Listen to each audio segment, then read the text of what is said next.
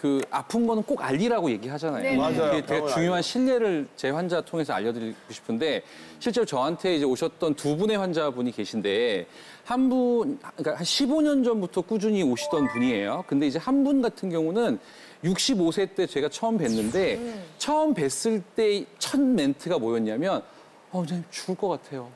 저 올해를 못 넘기지 않을까요? 라는 얘기를 하셨어요. 자기가 자신한테 사연 그분은 작년에 이제 79 되셨는데 역시 오셔서 올해를 못 넘길 것 같다고.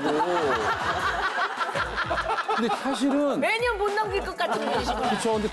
근데 그 어른을 뵈면서 처음에 한 2, 3년 동안 저도 긴장을 했어요. 다른 문제가 없나? 그래서 살펴보고 다른 여러 가지를 보고.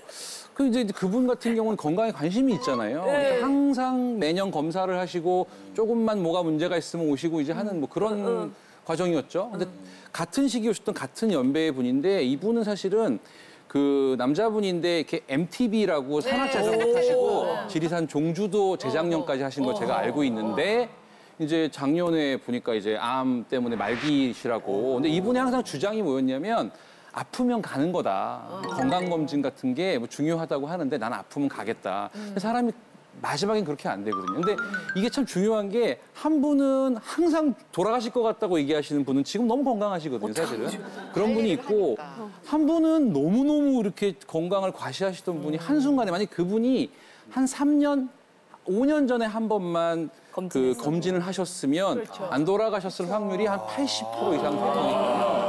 그 남은 이제 100세 시대니까요. 이제 앞으로도 20, 30년 더 사실 수 있는 분인데 좀 안타깝다는 생각이 들어서 이게 사실은 뭐 부부 간에 서로 아픈지 안 아픈지를 갖고 옥신각신할 문제이기도 하지만 이제는 아프면 무조건 우리나라처럼 병원에 접근성이 좋은 나라는 사실 없거든요. 정말 그래요.